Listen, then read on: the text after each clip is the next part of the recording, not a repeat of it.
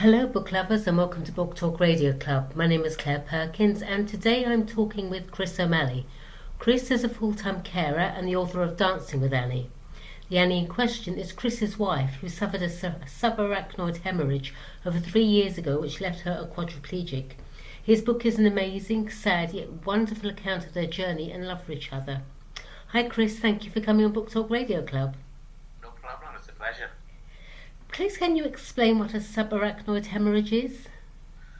I'll do my best. Okay. A subarachnoid hemorrhage is when a blood vessel bleeds, or it can also be when the blood vessel sort of becomes under pressure and forms like a bubble. Right.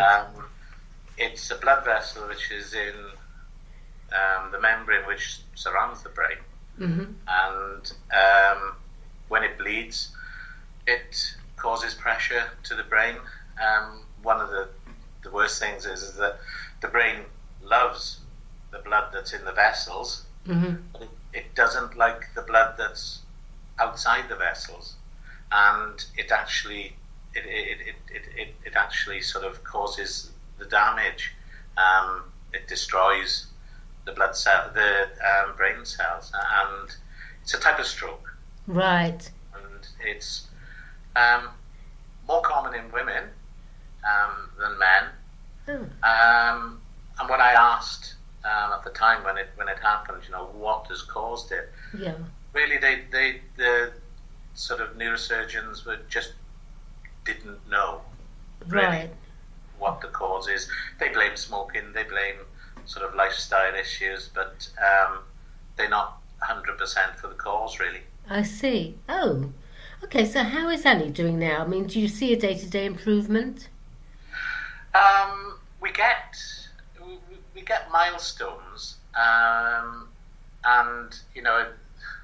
the brain is a fantastic thing, and it should never be underestimated. It has the power to sort of be able to not rejuvenate, but it's got the power to sort of redirect. Yes. And we do see periods where Annie improves. Just to give you an idea, Annie's quadriplegic, or practically quadriplegic. She's got quite good movement in her right arm, very little in her left, and her legs, they don't move at all unless it's involuntary, when she coughs, laughs, or yawns, or stretches. Right. And as I say, the brain's a fantastic thing, and it can rewire itself. Yeah, I've heard that. Annie has periods of very long sort of sleeping periods, shall I say. Yeah. And I call those Annie's neuro days. And those neuro days are sort of, I see them as repair days. Yeah, absolutely. Annie can wake up in the morning and not know me, not know the children, forget about the fact that we've been married for 40 years. In fact, those days, if I ask her, do you know who I am? And she says, yeah, you're the fat bald bloke who makes me laugh and takes the rubbish out. And, she'll have those periods. Yeah. The following day, when she's actually come out of that, Yeah. we see marked improvement in her cognitive state. Wow. Yesterday, for instance, Annie slept all day. Right. And today, I would say she's far more alert, Right. far more cheeky.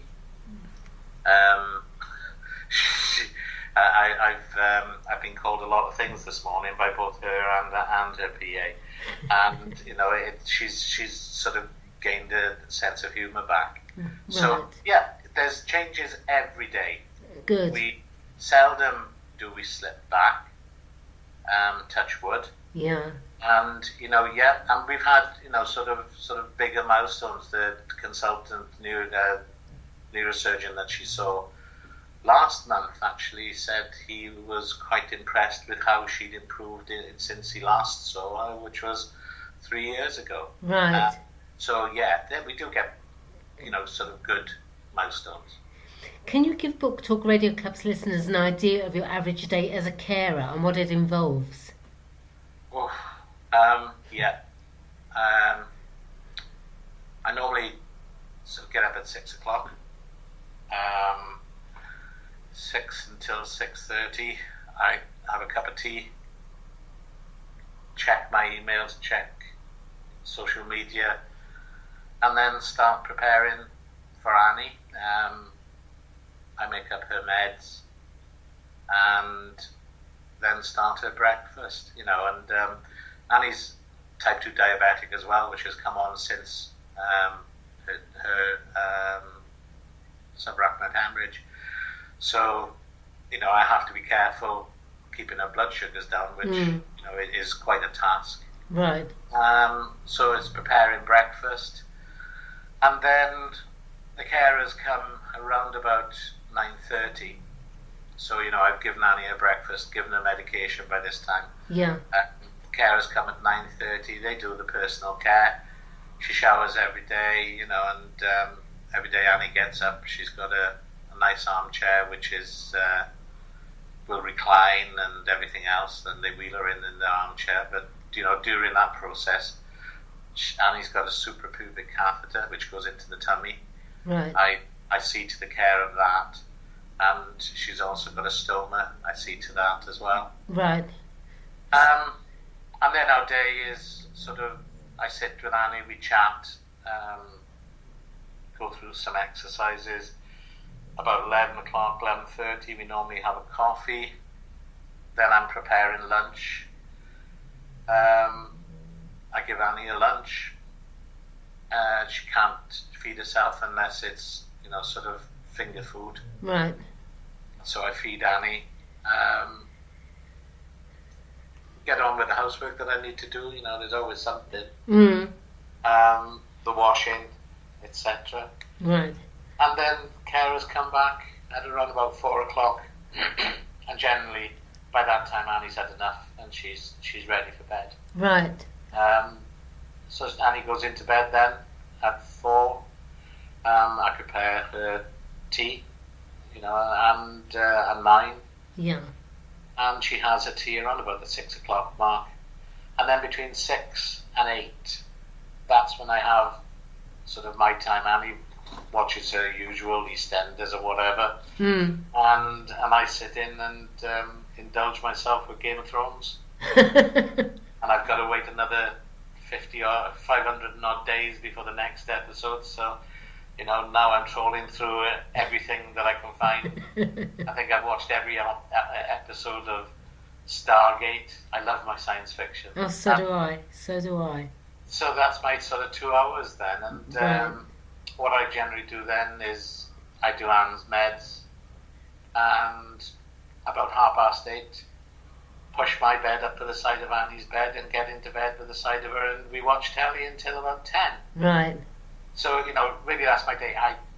I've said before, I hate routine, and I try and break things up. Yeah. But, when you're dealing with somebody, like Annie, who's disabled like Annie, yeah, routine is important for her. Sure. And, I really sort of try and just block out the fact that it's a routine. Yeah. And that's been the most difficult thing to get used to. I find routine can be quite a killer. Prior to the 23rd of January 2014, you were like any other family. You had been married for 37 years. You've got 3 children and 8 grandchildren. After Annie's illness, you say in your book, it's now time to start our new normal. So what is your new normal? Really, the new normal was a family thing. Annie was quite confident as far as the girls were concerned. We've got 3 children. Right. Annie was quite confident as far as the girls were concerned, and Annie could, the girls could go to her with any problem, any problem they had at all, and that has disappeared for them. As far as Andy was concerned, Anne was sort of Andy's rock, right?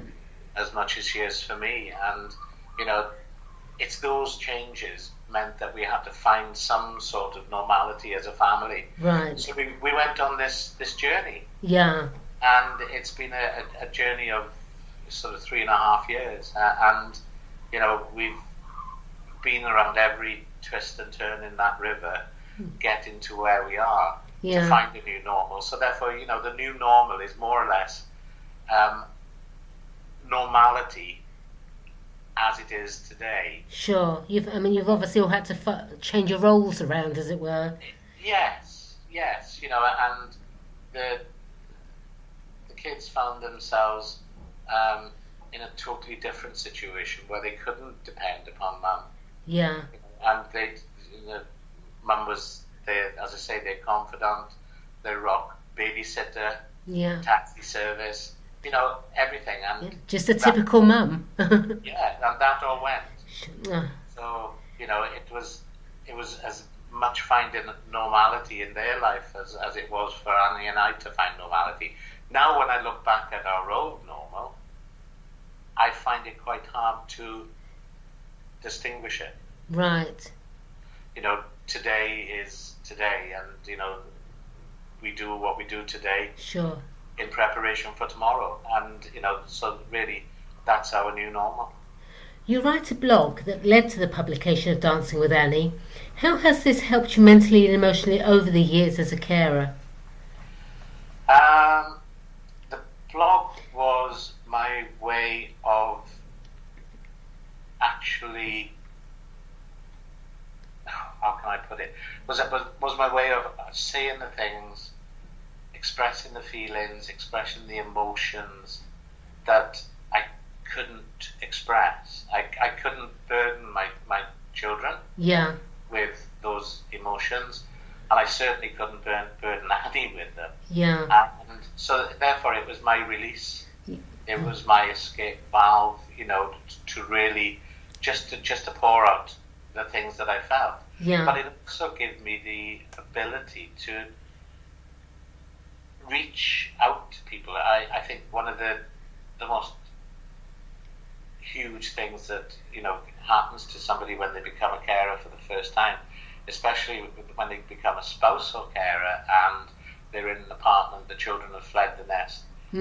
On your own, you know, it can be a very, very lonely place. But it found a way of actually talking to people in a wider spectrum. Right. I mean, you mentioned the Hooky Thorns of Loneliness, and the loneliness of a carer is not something the average Joe on the street is aware of, nor understands. I mean, please, can you explain the Hooky Thorns of Loneliness? Yes. The loneliness is a massive thing. You know, I think it can be a killer. Sure. There's, you know, I'd be sitting in the apartment, Annie would be in bed, and I would just sit here, and days, hours turned into days, they turned into weeks and months.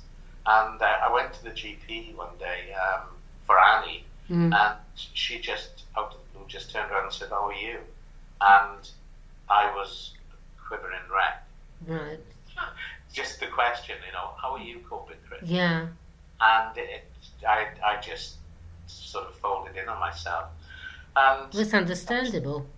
She sent me for some blood tests, and it turned out that even down to my vitamin D levels, because I hadn't been out in the sun, right, was so low. You know, and when I look back at it, you know, I hadn't been out for probably about 11 or 12 months. Wow. I hadn't been outside the door. Nothing was set up. We had no PA. Yeah. And, you know, I used to stand on the balcony, and in the book and in the blog, you know, I refer to my balcony quite a lot. Because the balcony was my sort of open air space. Yeah. And I got to know the people that walked past, and they got to know me. They didn't know what I was feeling or anything. Sure. And yet, you know, my balcony was my escape. And there was also, as far as I got to the open world. So the Hooky Thorns of Loneliness, are really the parts of loneliness that can break you down. Loneliness can make you very jealous. It can make you very anxious. But, you know, they don't just sort of stick in and pull out. They stay there. Right. So I think loneliness is massive as far as it leads to other things. Sure. You know, there was a few Christmases ago, it might be last Christmas, I can't remember, there was that advert about that elderly chap sitting on the moon, you know, watching a little girl and how she sent him a present. That epitomizes loneliness. You know, it's huge. And yeah, you know, I suffered it, and occasionally I still suffer it. You know, you can even go out to a shop and you can walk around to the shop and you can talk to people, you can bump into people, but you're still lonely. Oh, I know. It's strange. It's really strange. You know, we had a lot of friends, but you know, you can fall into that pit. And yes, and it's something that is huge, and actually it's what I'm working on now as the next book. A positive mental attitude is something to which we all need to aspire, especially someone in your position. However, I'm sure that at times negativity takes over. I mean, how do you deal with the negative days? I try to make positive out of a negative. When Annie has a bad day, I try to look at that as being a neuro day. Right. Those bad days can be days where, you know, Annie's brain is repairing. Yeah. And as I said at the beginning, I never underestimate the power of the brain. Absolutely. Because it is a fascinating organ. Yeah. So I try to make positive out of all negatives. You know, even down to my own health. Yes. Yeah, I mean, it's best not to look into the past. I prefer try not to look too far into the future. I just take each day as it comes. Exactly. Personally. I mean, the worst thing is though that every day you have memories of yesterday, and it can be a song, it can be a film, it can be anything at all. Sure. Those are some of the negatives, and they probably sort of walk hand in hand with loneliness, walk hand in hand with the pressure of being a carer. Yeah. But you just have to look at those and try to make them as positive as you possibly can. Use them to your benefit rather than see them as as something that's going to destroy you. What advice would you give to a carer of an ABI sufferer? Get to know them. Get to know the person. Annie and I, as I said, we've been married for 40 years this year. Right. I really got to know Annie 3 years ago. That's interesting. And when Annie was in a coma, it started then. And I got to know every movement of her lips, every movement of her eyes. Right. And as that grew to the times when we'd be here at home, I'd know when Annie was in pain. I got to know when Annie was thirsty. I got to know when she wanted something yet she couldn't say what she wanted. So you've become a lot closer. I think so. I think we have. I think that we take a lot for granted when we're able-bodied and we're walking around, and all of a sudden now, I think I know Annie more now than I ever did when we were in our early days. I've read your blog and found myself in tears. I mean, your writing is beautiful, Chris, and at times heart-rending. Did you write before Annie's illness, or is this a gift that you've discovered, something positive that's come out of all of this? As a social worker, you tend to be prolific report writers, and I've been told many times, that my reports were a little bit flowery. So, I had dampened it down. But no, I think it's something which came along after Annie became ill. And, I've got my sort of, my heroes in the world. One of them is Dylan Thomas, who I'm at awe with the way that he writes and the way that he speaks. Mm-hmm. But I think it's something which is new, which has come new. It's something which has formed within me during this period, during the last 3 years, and for quite some time I've wanted to put it down into a book. Right. And also, other things from the past have come back, and I thought that could be nice in a book, and that's really the way I see it. The biggest problem for me isn't the actual inspiration; it's the time. Sure. It's finding that time to sit down and write. I'm going to have to, use this time between Game of Thrones and Game of Thrones. So, what are your hopes for Dancing with Annie? I think I've managed to get it to the people that I wanted to get it to initially. And they are? They are, the family that, our sort of closest family, that I haven't been able to actually emotionally tell them what it's been like. Right. That was the initial goal of the blog. Yeah. But the book, I feel, is a sort of a bigger, a greater sort of platform to use to actually spread the word, if I can use it that way, to them. But what I'd like to see now is that there's within the caring profession, within the nursing profession, there is a lot missing. People, a lot of carers, a lot of nurses don't know what it's like when they walk out and shut the door behind themselves when they leave somebody's home. And I think it would give them more perspective as to what it's like to be a carer 24/7. Absolutely. That's right. And I think there is room for empathy there, and understanding of the carer's role. Right. And what I'd like to see is a lot more professionals, as far as managers, actually see it and realise how difficult it is for Annie. Right. Having people coming into their home, and and the changes and how to cope with changes. So it's quite a sort of a broad spectrum. It's not only sort of everyday Joe reading it. It's also the professionals out there who really do need to have some perspective of what it's like to be within the caring profession.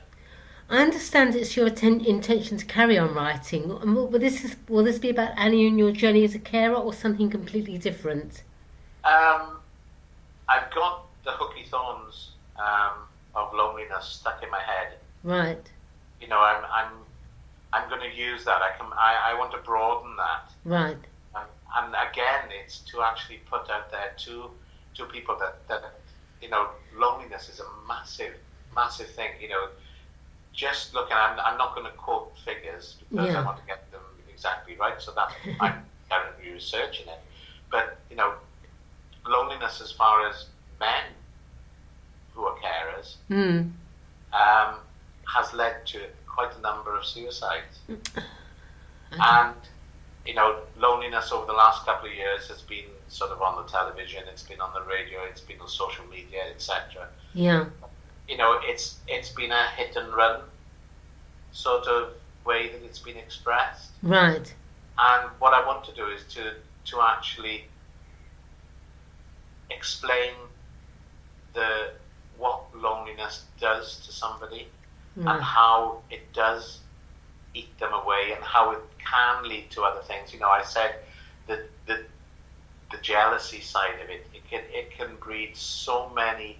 I sit and sometimes I watch people walking hand in hand Yeah. And I wish I could do that. Oh. And there are so many issues around loneliness, and so I think that's going to be my next one. My kids have asked me to write in also some of the stories I used to tell them when they were little. Oh. So look out! There's going to be big furry purple hippopotamuses and magical trees. So where can Book Talk Radio Club listeners purchase your book, Dancing with Annie? Sorry, can you say it again? Yes, I beg your pardon. Where can Book Talk Radio Club listeners purchase your book, Dancing with Annie?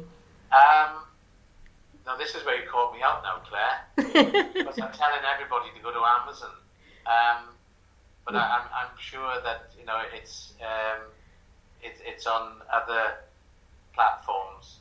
Well, you've published the paperback and you've published Kindle, so it'll be on Amazon. Just look for Dancing with Annie or Chris O'Malley. Yes. Yeah. Okay. When on Amazon, it's just showing the Kindle cover. Right. I prefer the paperback cover, but if you click underneath where it shows the Kindle cover, it says paperback. Click on that, and you see the paperback cover as well. Okay, well, thank you, Chris. That was fascinating. I wish you well on your author journey. Please come back on Book Talk Radio Club when you've published your next book, and I'd love to chat with you and hear more. In the meantime, good luck to both you and Annie for the future, and thank you, everyone, for listening to Book Talk Radio Club. Thank you, Chris. Thanks very much. Cheers. Bye. Bye.